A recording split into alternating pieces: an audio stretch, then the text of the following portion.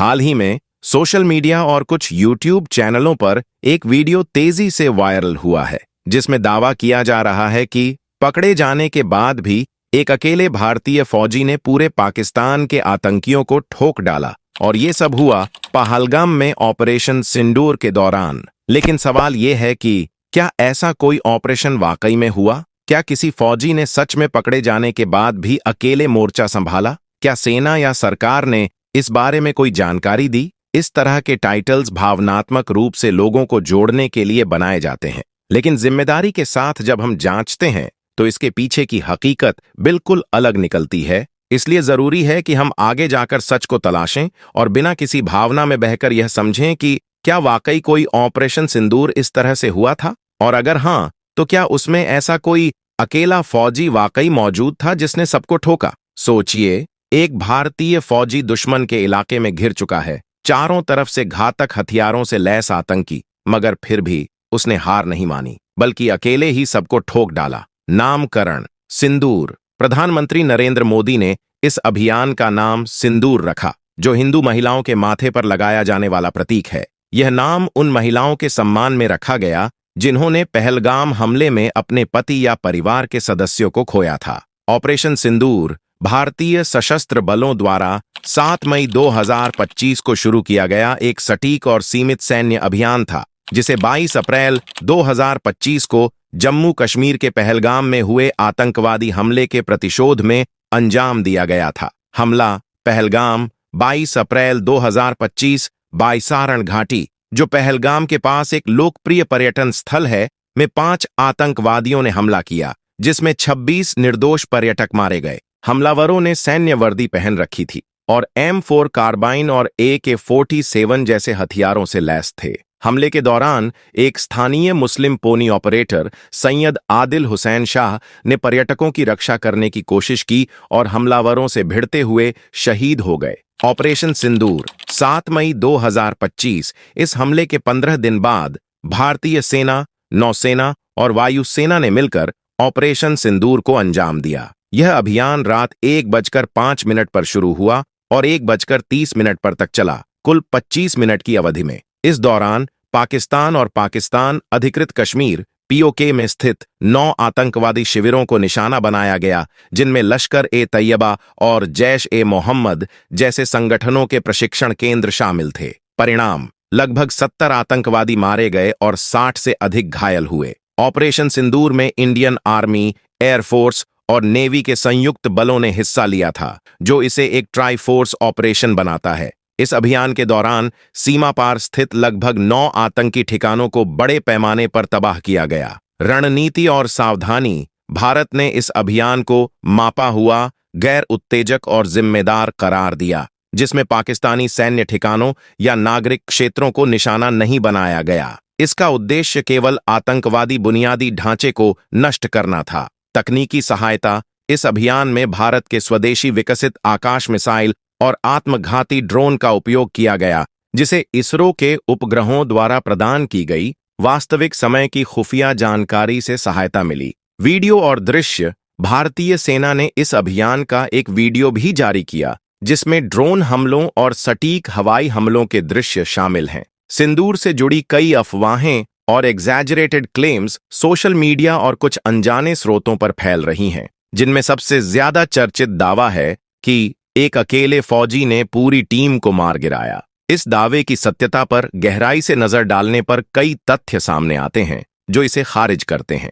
सबसे पहले, भारतीय सेना या रक्षा मंत्रालय की तरफ से किसी भी आधिकारिक बयान में ऐसा कोई उल्लेख नहीं है कि कोई अकेला सैनिक इस ऑपरेशन में अकेले ही पूरे मिशन को अंजाम दे पाया। दूसरा, अगर ऐसा असाधारण कारनामा होता तो सैनिक का नाम, उसका यूनिट और उसकी बहादुरी के लिए मिलने वाला कोई सम्मान, जैसे परमवीर चक्र या अन्य किसी पुरस्कार की घोषणा अवश्य मीडिया और सरकारी रिपोर्ट्स में होता, लेकिन अभी तक ऐसी कोई भी जानकारी सामने नहीं आई है। तीसरा, ऑपरेशन सिंदूर जैसा हाई प्रोफाइल सैन्य अभियान पूरी तरह से संगठित टीम के साथ और आधुनिक हथियारों एवं रणनीतियों के तहत किया जाता है। एक अकेले सैनिक द्वारा सब कुछ कर देना न तो सैन्य दृष्टिकोण से संभव है और न ही यथार्थ के करीब। चौथा, सोशल मीडिया पर जो वीडियो, फोटो या बयान वायरल हो रहे हैं, उनमें से ज्यादातर बिना किसी प्रमाण के एडिटेड या पुरानी घटनाओं के क्लिप होते हैं जिन्हें गलत संदर्भ में पेश किया जाता है। पांचवा, भारतीय सेना की पारदर्शिता और मीडिया कवरेज को देखते हुए यदि कोई असामान्य घटना घटती तो उसके बारे में तुरंत आधिकारिक जानकारी उपलब्ध हो जाती, लेकिन ऐसा कुछ नहीं हुआ जो इस दावे की सच्चाई पर सवाल खड़े करता है। अतः यह स्पष्ट है कि एक अकेले फौजी ने सबको मार दिया जैसा दावा पूरी तरह से बिना आधार का और भ्रामक है। इसे किसी भी विश्वसनीय स्रोत से समर्थन नहीं मिला है और इसे फर्जी खबर या क्लिकबेट के रूप में ही देखना चाहिए। क्यों फैलाई जाती हैं ऐसी कहानियां?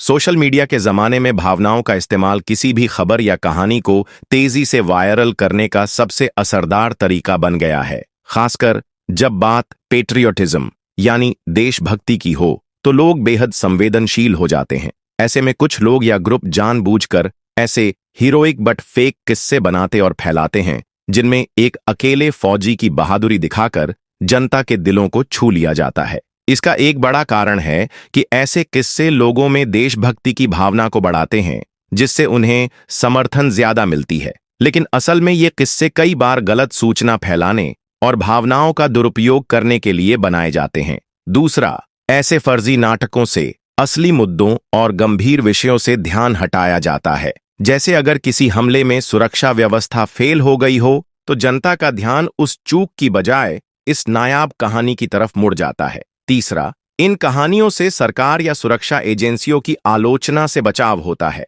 जब लोग एक सुपरहीरो फौजी की बात करते हैं तो वे असली दोषों या खामियों को भूल जाते हैं, जिससे प्रशासन की छवि बचाई जा सके। चौथा, ये किस्से असली सैनिकों की मेहनत और बलिदान को भी अनदेखा कर देते हैं। असली फौजियों का सामूहिक संघर्ष और टीम वर्क की बजाय केवल एक अकेले हीरो पर फोकस करके वास्तविकता से ध्यान भटकाया जाता है। अतः ये कहानियां केवल मनोरंजन या देशभक्ति से कहीं बढ़कर सामाजिक और राजनीतिक उद्देश्यों से प्रेरित होती हैं। इन्हें समझदारी से परखना जरूरी है ताकि हम भावनाओं के चक्रव्यूह में फंसकर असली तथ्यों को न खो दें। आइए अब आपको ऑपरेशन सिंदूर से जुड़ी कुछ सच्चाई बताते हैं। हम बात करने जा रहे हैं ऑपरेशन सिंदूर को अंजाम देने वाली सोफिया कुरैशी और व्योमिका सिंह की। कर्नल सोफिया कुरैशी, ऑपरेशन सिंदूर की जमीन पर रणनीतिक नेतृत्वकर्ता। ऑपरेशन सिंदूर में कर्नल सोफिया कुरैशी ने वो जिम्मेदारी उठाई जिसे भारतीय सेना के इतिहास में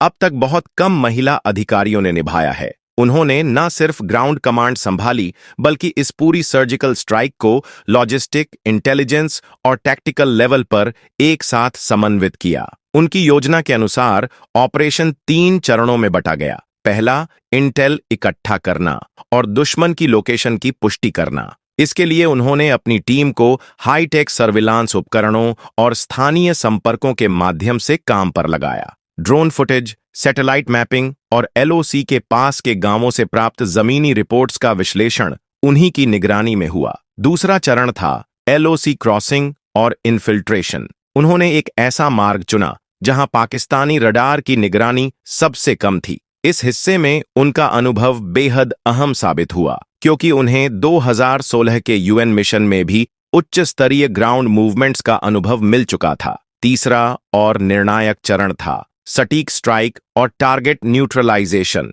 सोफिया ने हर कमांडो यूनिट को मिनट दर मिनट टाइमलाइन दी जिसमें किस समय पर किस टारगेट को मार गिराना है ये साफ लिखा गया था। उन्होंने इस बात का पूरा ध्यान रखा कि कोई भी सैनिक बिना कवर के खुले क्षेत्र में न जाए। यहां तक कि टारगेट बिल्डिंग्स में प्रवेश करने से पहले उन्होंने स्नाइपर्स और आईडी स्कैनिंग टीम्स को भेजा ताकि ऑपरेशन पूरी तरह सुरक्षित रहे। उन्होंने खुद एलओसी के एक उन्नत फॉरवर्ड पोस्ट पर बैठकर सभी यूनिट्स से रियल टाइम रेडियो कम्युनिकेशन में मिशन को मॉनिटर किया। ऑपरेशन की संवेदनशीलता को देखते हुए उन्होंने लगातार एलओसी पर मौसम, रात्रि का तापमान और दुश्मन की हरकतों पर निगरानी बनाए रखी। उनकी निर्णय क्षमता, तेज सोच और टीम के प्रति संवेदनशीलता ने यह सुनिश्चित किया कि ऑपरेशन सिंदूर बिना किसी भारतीय सैनिक की जान गंवाए पूरा हो। इसके अलावा इस ऑपरेशन के बाद उन्होंने सुनिश्चित किया कि मीडिया में जानकारी सीमित रहे ताकि पाकिस्तान की तरफ से कोई बदले की कार्रवाई या प्रोपेगंडा न हो सके। विंग कमांडर व्योमिका सिंह ने ऑपरेशन सिंदूर में भारतीय वायुसेना की ओर से एयर मिशन कोऑर्डिनेशन हेड के रूप में नेतृत्व किया। यह ऑपरेशन 7 मई 2025 को तड़के 1:05 पर शुरू हुआ था और इसमें भारतीय थल सेना, वायुसेना और नौसेना की त्रिसेनाएं शामिल थीं। व्योमिका सिंह ने इस पूरे अभियान की एयर स्ट्राइक प्लानिंग को अंतिम रूप दिया, जिसमें पाकिस्तान अधिकृत कश्मीर और पाकिस्तान सीमा के भीतर मौजूद 9 आतंकी ठिकानों को सटीक निशाना बनाना था। उनकी देखरेख में एयर फोर्स ने IAF के Su-30 MKI fighter jets, precision guided munition और स्वदेशी आत्मघाती ड्रोन का इस्तेमाल किया। इस ऑपरेशन के लिए सभी एयरबेस से विमानों की उड़ान, टारगेट लॉकिंग और GPS आधारित नेविगेशन को उन्होंने लाइव सुपरवाइज किया। इसरो द्वारा प्रदान किए गए रियल टाइम सैटेलाइट इंटेलिजेंस के आधार पर व्योमिका और उनकी टीम ने एयर स्ट्राइक का ऐसा समय और रास्ता चुना जिससे कि किसी नागरिक क्षेत्र को क्षति न पहुंचे और मिशन पूर्णतः मापा हुआ और गैर उत्तेजक बना रहे। उन्होंने मिशन से पहले जवानों को ब्रीफ किया, ऑपरेशनल मैट्रिक्स तय किए और अभियान की प्रत्येक सेकंड की गतिविधि पर नजर रखी। जब ड्रोन ने पहले लक्ष्य को हिट किया और सटीक बमबारी के वीडियो कंट्रोल रूम में पहुंचे, तब उन्होंने तुरंत अगली वेव की अनुमति दी। 25 मिनट के भीतर मिशन कंप्लीट हुआ और लगभग 70 आतंकवादी मारे गए, 60 से अधिक घायल हुए। इस ऑपरेशन की सफलता का बड़ा श्रेय व्योमिका सिंह की रणनीतिक सूझबूझ, शांत चित्त निर्णय क्षमता और तेज रियल टाइम रिस्पॉन्स को जाता है। उन्होंने न केवल महिला नेतृत्व की मिसाल पेश की, बल्कि यह भी सिद्ध किया कि तकनीक, साहस और अनुशासन के साथ भारत किसी भी आतंकवादी चुनौती का सामना कर सकता है। वायुसेना में करियर। व्योमिका ने 18 दिसंबर 2004 को भारतीय वायुसेना की फ्लाइंग ब्रांच में कमीशन प्राप्त किया। व्योमिका सिंह भारतीय वायुसेना की विंग कमांडर ने चेताक और चीता हेलीकॉप्टरों में 2500 से अधिक उड़ान घंटे पूरे किए हैं। उन्होंने जम्मू कश्मीर और पूर्वोत्तर भारत में कई बचाव और टोही मिशनों का नेतृत्व किया। 2020 में अरुणाचल में बचाव अभियान और 2021 में मणिरंग पर्वत पर त्रिसेवा महिला पर्वतारोहण में हिस्सा लिया। 2019 में उन्हें स्थायी कमीशन मिला और वे विंग कमांडर बनी। ऑपरेशन सिंदूर 2025 में उन्होंने मीडिया ब्रीफिंग के जरिए नेतृत्व किया, जिसमें आतंकी ठिकानों को सफलतापूर्वक निशाना बनाया गया। अगर सच की बात करें तो सच हमेशा खुलकर बताया जाता है, जैसे व्योमिका सिंह के परिवार ने बताया। आइए उसके बारे में भी जानते हैं। व्योमिका सिंह के ससुराल वालों ने हाल ही में मीडिया के सामने एक चौंकाने वाला खुलासा किया, जो उनके परिवार और करियर की गहरी परतों को उजागर करता है। हरियाणा के बापोड़ा गांव से ताल्लुक रखने वाले उनके ससुराल वाले भारतीय सेना के पुराने सैनिक हैं और इस गांव को सेना की परंपरा के लिए जाना जाता है। उनके ससुराल वालों ने बताया कि व्योमिका का परिवार भारतीय सशस्त्र बलों में सेवा देने वाली पहली पीढ़ी है और इस परंपरा को गर्व के साथ आगे बढ़ा रहे हैं। ससुराल वालों ने यह भी साझा किया कि व्योमिका के माता पिता ने हमेशा उनकी सैन्य सेवा के निर्णय का समर्थन किया और वे गर्व महसूस करते हैं कि उनकी बहन भारतीय वायुसेना में सेवा दे रही हैं। व्योमिका के परिवार ने हमेशा उनकी सैन्य सेवा के प्रति अडिग समर्थन किया और उनका विश्वास था कि व्योमिका निश्चित रूप से ऊंचाइयों तक पहुंचेगी। इस खुलासे से यह स्पष्ट होता है कि व्योमिका सिंह के परिवार ने हमेशा उनके निर्णयों का समर्थन किया है और वे उनकी सफलता में साझीदार रहे हैं, जो उनके साहस और समर्पण का कारण है। उनका परिवार उनके लिए एक मजबूत समर्थन प्रणाली का काम करता है, जो उनके करियर की ऊंचाइयों तक पहुंचने में सहायक रहा है। अगर सच में कोई ऐसा फौजी होता जिसने अकेले 10 या उससे अधिक आतंकवादियों को अकेले मार गिराया होता, तो उसकी बहादुरी की कहानी न सिर्फ मीडिया की सुर्खियों में होती, बल्कि इसे भारतीय सेना और सरकार भी पूरे सम्मान के साथ मान्यता देती। भारत में ऐसे वीर सैनिकों को कई प्रकार के उच्च स्तरीय सम्मान दिए जाते हैं, जैसे शौर्य चक्र, अशोक चक्र, परमवीर चक्र आदि, जो उनकी बहादुरी और देश सेवा को प्रमाणित करते हैं। अगर आपको ये वीडियो पसंद आया हो, इसमें दी गई जानकारी आपको सोचने पर मजबूर करती हो या आपने इससे कुछ नया जाना हो, तो कृपया इस वीडियो को लाइक जरूर करें। आपकी एक लाइक हमें ऐसे और सच्चे और जागरूक करने वाले विषयों पर काम करने का हौसला देती है। वीडियो को अपने दोस्तों, परिवार और सोशल मीडिया पर शेयर करें ताकि जरूरी बातें हर किसी तक पहुंच सकें। और हाँ, अगर आप चाहते हैं कि आगे भी ऐसे ही असरदार, तथ्यपूर्ण और समाज से जुड़े मुद्दों पर हमारी वीडियो सबसे पहले आप तक पहुंचे, तो चैनल को सब्सक्राइब करें और साथ में घंटी का बटन भी दबाएं। आपका साथ ही हमारी सबसे बड़ी ताकत है। जुड़े रहिए, सोचिए और सोच को आगे बढ़ाइए। धन्यवाद।